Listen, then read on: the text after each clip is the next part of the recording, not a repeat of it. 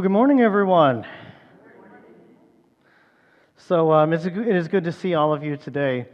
Yesterday we had the services for Norma Connor, of course, a beloved member in our church, and I had a chance to do that service over at the funeral home there in downtown Perry, and afterwards we went out to her burial, and it was interesting. It was in a little town called Tippetville.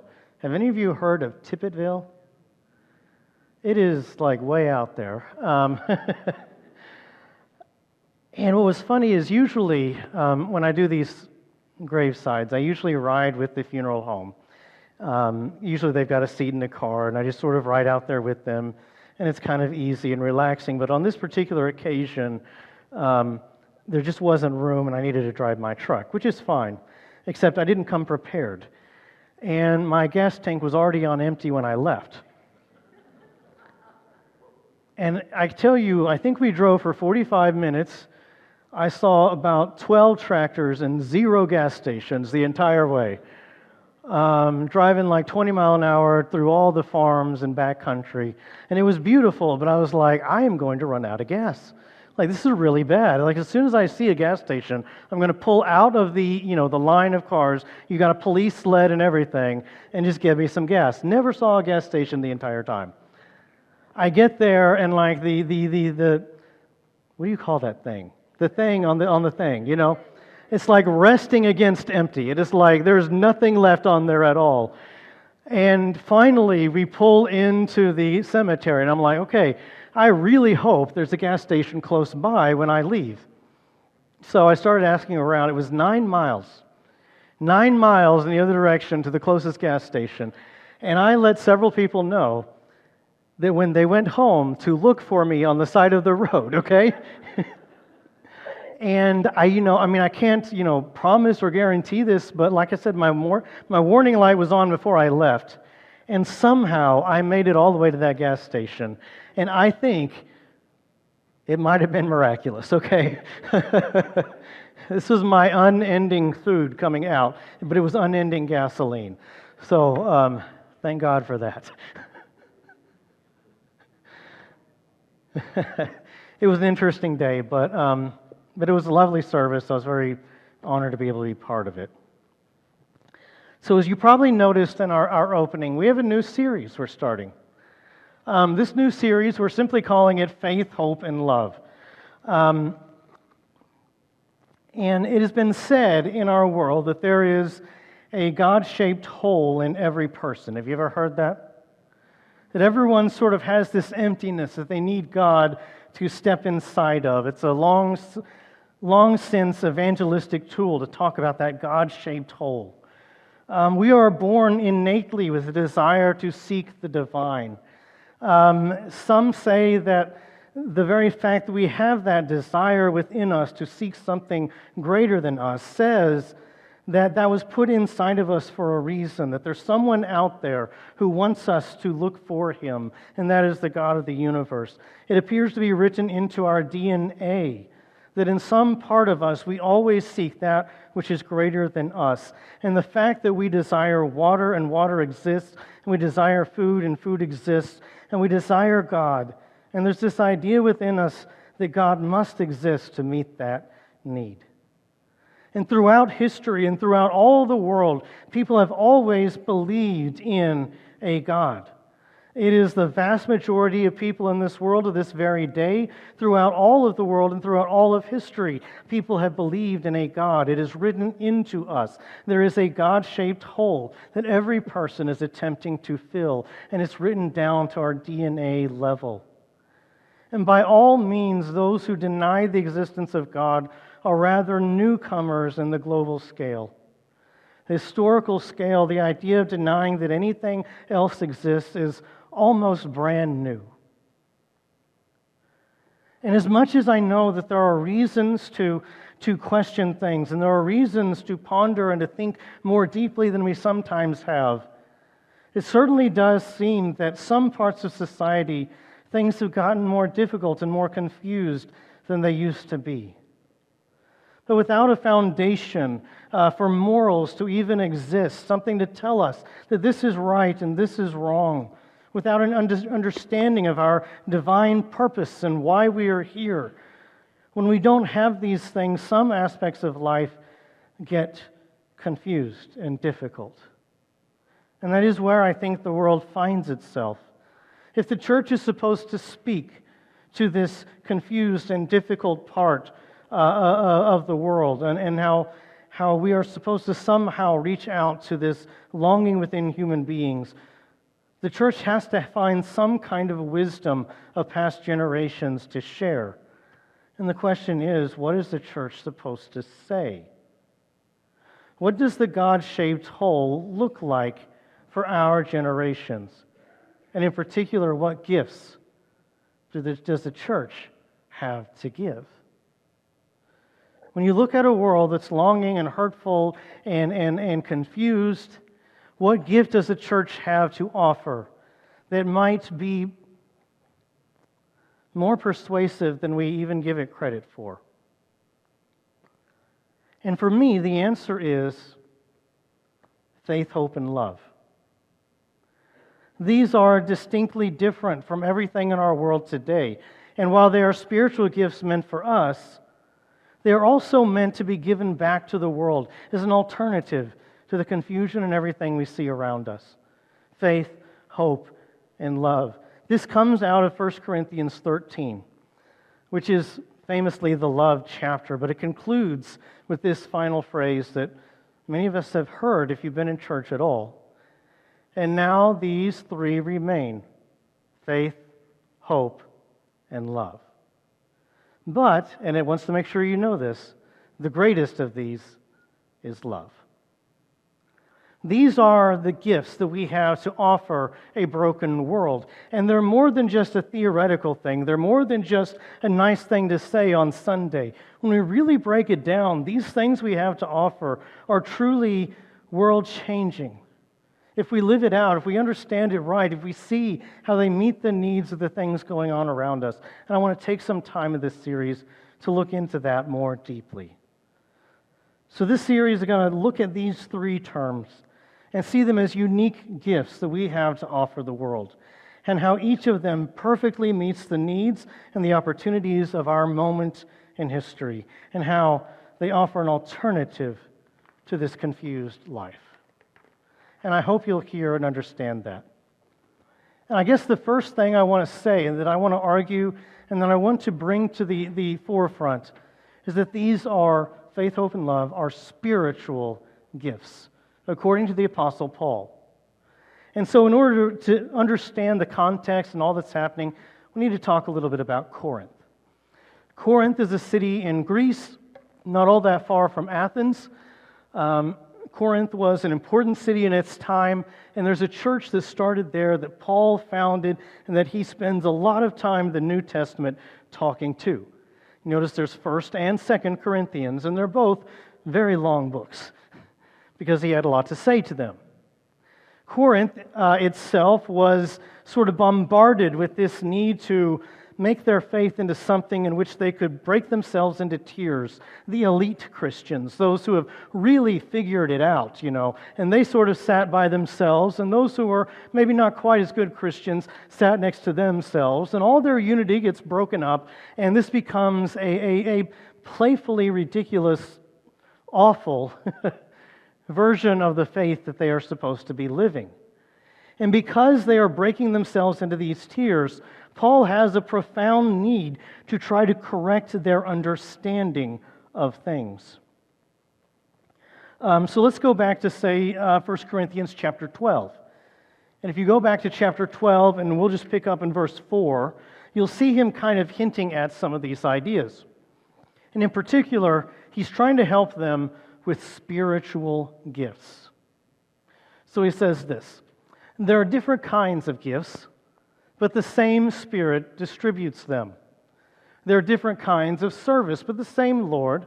There are different kinds of working, but in all of them and in everyone, it is the same God at work. What's the emphasis of that? One God, all the same. So, Picture a community in which they're breaking themselves into tiers, and one of them says, okay, listen, I am part of the elite because I have achieved this much, and my spiritual gifts are standing up in front of people and telling them what's what.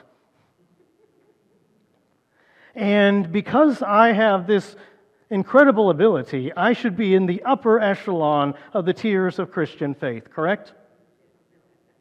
No, okay, thank you.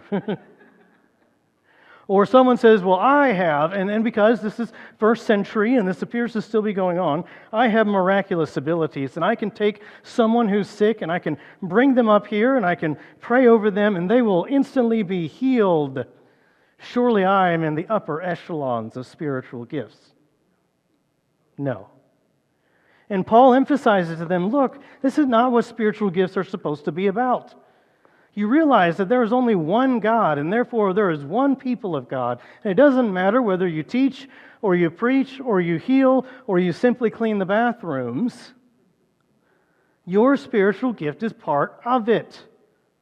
And so he's trying to refocus their minds away from using those gifts to separate themselves in order to use them to benefit the church. Verse 7, now to each one, the manifestation of the Spirit is given for the what? Common good. You mean my abilities aren't just for me?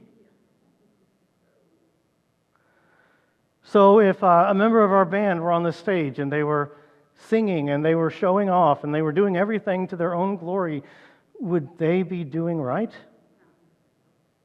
No.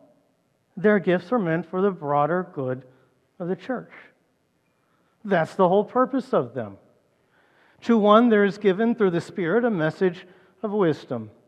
To another, a message of knowledge by means of the same Spirit. To another, faith by the same Spirit. And to another, gifts of healing by that one Spirit. Notice he says that over and over again.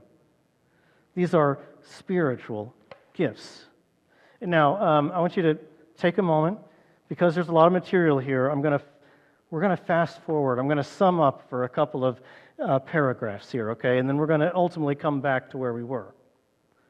So now, Paul, trying to address this need of the church in Corinth and their need to divide themselves into tiers, to be disunified, to use their spiritual gifts for their own glory, he describes the purposes of gifts as being for the common good from one God and one Spirit for the purpose of the church. And then he goes on, and the next few paragraphs are his description of the church. And he uses a particular metaphor that, if you've been around church most of your life, you may have heard this before. But he uses the metaphor of the church as a body. And this is the famous, the church is a body. If all the church were an ear, where would the sense of seeing be? And if all the church were an eye, where would the sense of hearing be? And so on and so forth. And he says that each one of you is a part of this body, and each part is really, really important. Unless you're the appendix, it's important, okay?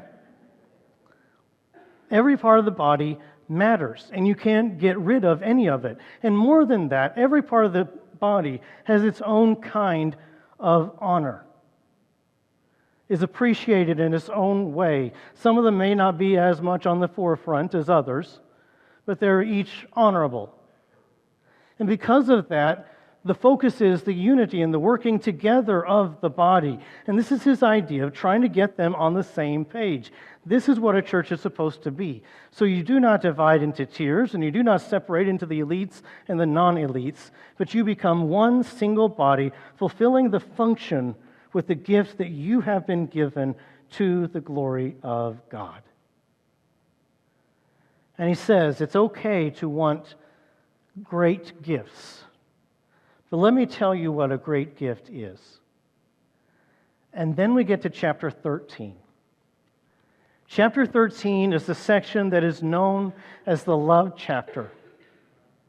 And it is often read at weddings, love is faithful, love is kind, it does not boast, it does not envy, so on and so forth. But the entire point of that is to say that, look, you want the greater gifts, but let me tell you what a greater gift is. Love, for example. It says, you may not know this, but even if you could heal all the people in the world and suddenly get rid of sickness, if you do that without love in your heart, what good is it? He says, you may be able to prophesy, to use another sort of old miraculous type of thing, where God can speak through you, but if you don't have love in your heart, it is no good whatsoever. You can give all of your body to the flames and every piece of wealth that you have to the poor, and if you did not have love in your heart, it would be of no good. And he says, listen, you want the greater gifts. It's not the ones you get to show off with the most. It's the ones that are coupled with true Christian love. So change the way you think about spiritual gifts. And then, in the latter part of the chapter, he makes one more point that's easily missed. We're now down to 1 Corinthians chapter 13. We're going to pick up in verse 8. And this is what he says. Still talking about love. Love never fails. Then he throws in this. But where there are prophecies, they will cease. Where there are tongues, they will be stilled. Where there is knowledge, it will pass away. For we know in part and we prophesy in part, but when completeness comes, what is in part disappears. Keep going. When I was a child, I talked like a child, I thought like a child, I reasoned like a child. Except for me, as I was a step above other children. My wife's laughing at me. When I became a man, I put the ways of childhood behind me. For now we see only reflection as in a mirror. Then we shall see face to face. Now I know in part, then I shall know fully, even as I am fully known. Let me tell you what I think is going on here. I think what he is trying to emphasize is how each of these spiritual gifts, many of them will not matter once we have come to know Christ. That is, when we approach the end, we will not need prophecy. Why?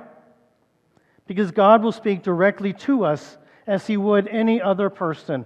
What good will it be to be a prophet when you've been united to God? And when it comes to having a deep, secret knowledge of the universe, which, by the way, was a very Greek thing to believe, what good will it be to have this secret knowledge that you can boast and share with your friends when you live beside the one true God? What good will it be to heal masses of people when in the end God will be our direct healer and there will be no more sickness? You are focusing on the gifts that pass away. I want you to focus on the gifts that are eternal. I think that's what's going on.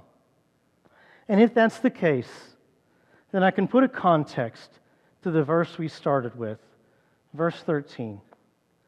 And now, at the end of all things, these three will remain: faith, hope, and love.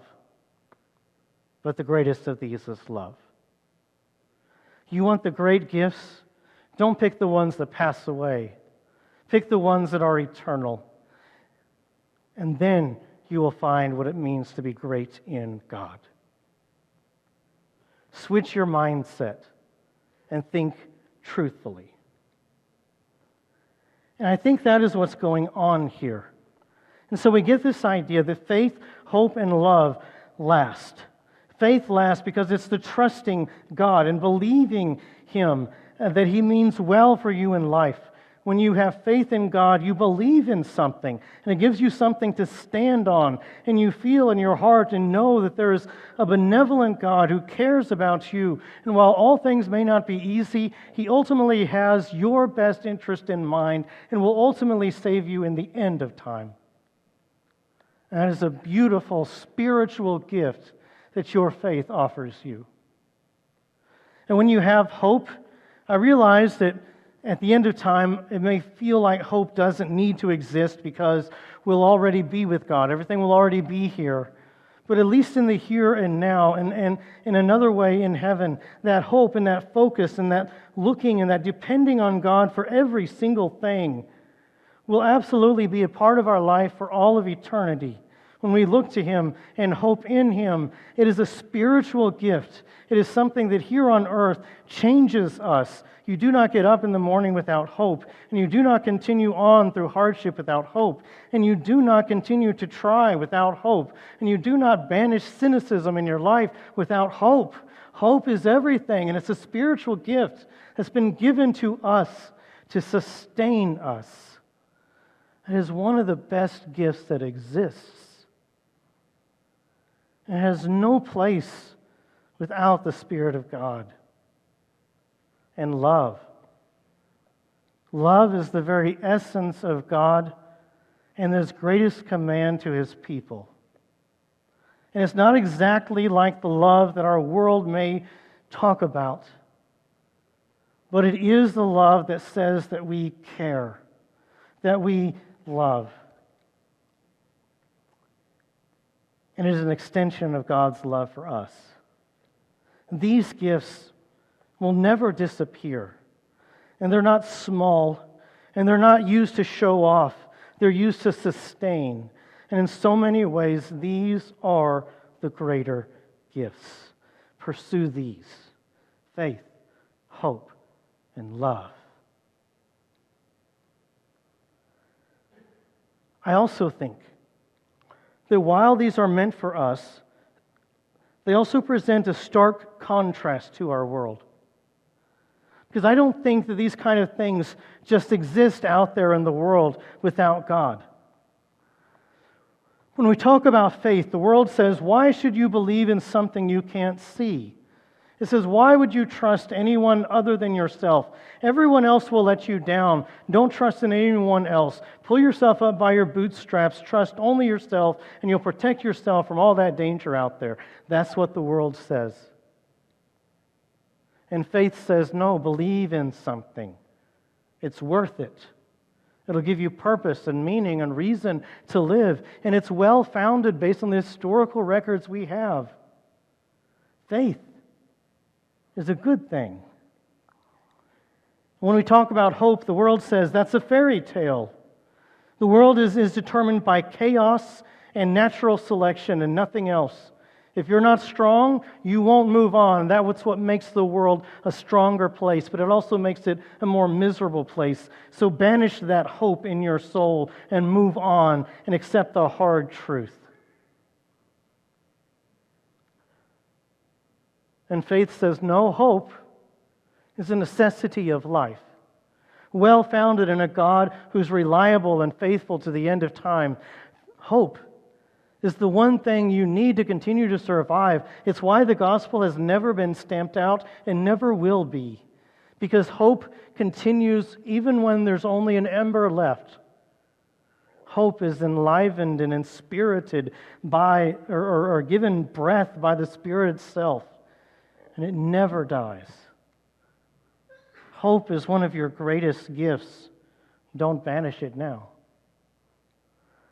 The world says that love is a certain kind of thing, that you need to give up all that you have in order to chase some fairy tale perspective that doesn't require anything of you.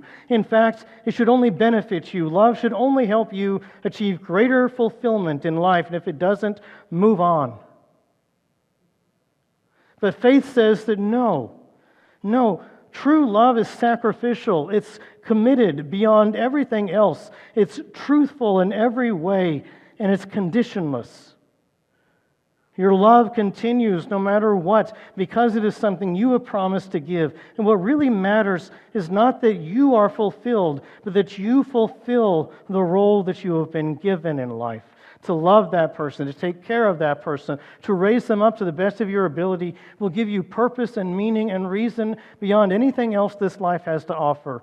And accepting that is part of the path to your finding fulfillment and doing the things you're already called to do.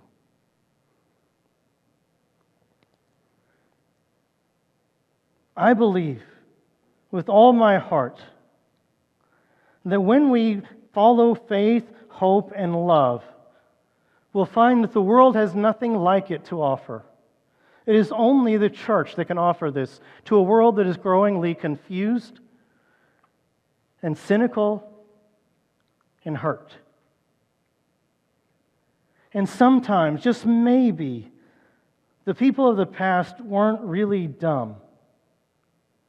Maybe they knew something about the way that life worked, and maybe there's even something we can reclaim from them of the old ways. Because life was less confused then. We knew our purpose. We knew who we were. We knew why we were. And we knew whose we were. I truly believe with all of my heart that faith offers an alternative. That I believe in the coming generation, people are going to seek out more and more. Those who are tired of the ways of this world are looking for an alternative. And I pray to God that the church is ready to offer it to them. Because what we have is not what the world has. And these spiritual gifts, while meant for the church, also present an alternative for those needing something more. Life is not chaos, it's purposeful. Fulfillment is about accepting our role and doing it well. The abandonment of basic guardrails and guidelines in life is not healthy. Tolerance and love are not exactly the same thing. We can disagree and respect one another because both can easily be held on to, because we both care passionately. The old ways were never stupid. They needed some revision, and thank God we have revised some of them. But the old ways had a wisdom that needs to be reclaimed, so we no longer throw out the baby with the bathwater, so to speak. God is active in our life, and He wants to be a part of us. And He's been pursuing us from the moment we were born. If only we would ever stop for a moment and turn around and hear it. And the one thing He needs of us is obedience, that we might actually give in to His ways and find our peace. We have a fantastic alternative to offer. I think we sometimes downgrade that. We imagine that we have to entice people into the church with either fear, you're going to hell, or you can walk up on this stage today. Well, let me think about that. Or we think that we've got to somehow win them over with really fancy lights and fog machines and a really great product that they can take home and be proud of, and we give them just the best gifts possible for visitors. You know what I mean? Like a new iPad to take home. We'll win them over for Jesus somehow. And we disregard how important the alternatives of the gospel are to the confusion and chaos of life today. I hate to say they're actually attractive.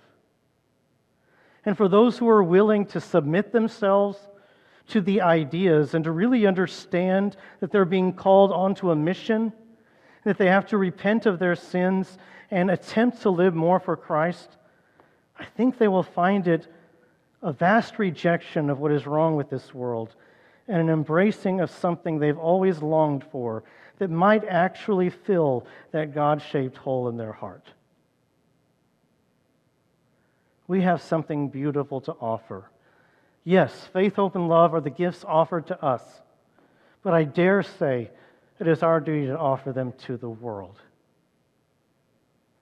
And I just think that because the gospel never returns empty, that it will continue to draw people if we truly preach the gospel to them.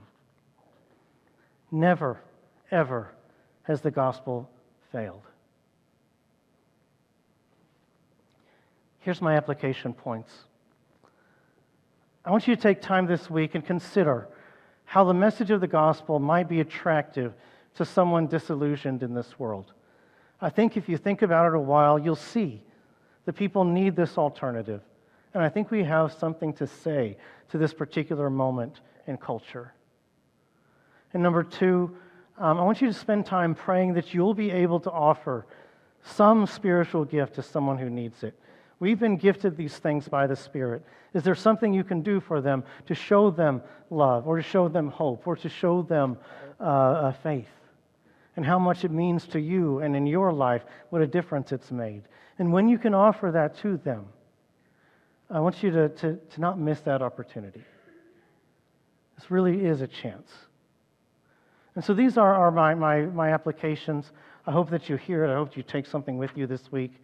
And next week, we will dig in a little further into each of these issues, faith more specifically, and we'll see what we can do to understand these as the gifts God has given us, and in some way, shape, or form, the gifts we get to offer as an alternative to this world. So if you will, bow your heads. God, I thank you for loving us enough to gift us these things.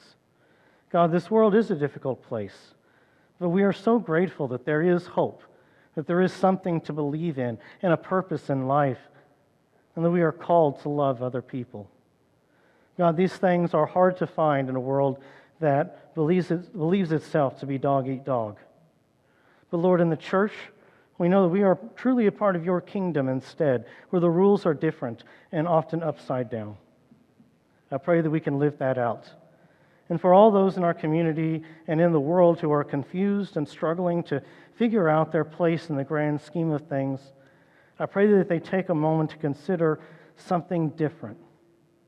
And in fact, that they find themselves as amazed by the God of the universe as we are, drawn to Him and drawn to faith in you. God, I pray that we pray for those people. I pray that they know and feel your reach and your grasp. And I pray ultimately, Lord, that more people find you. And it's in your Son's precious name we pray. Amen.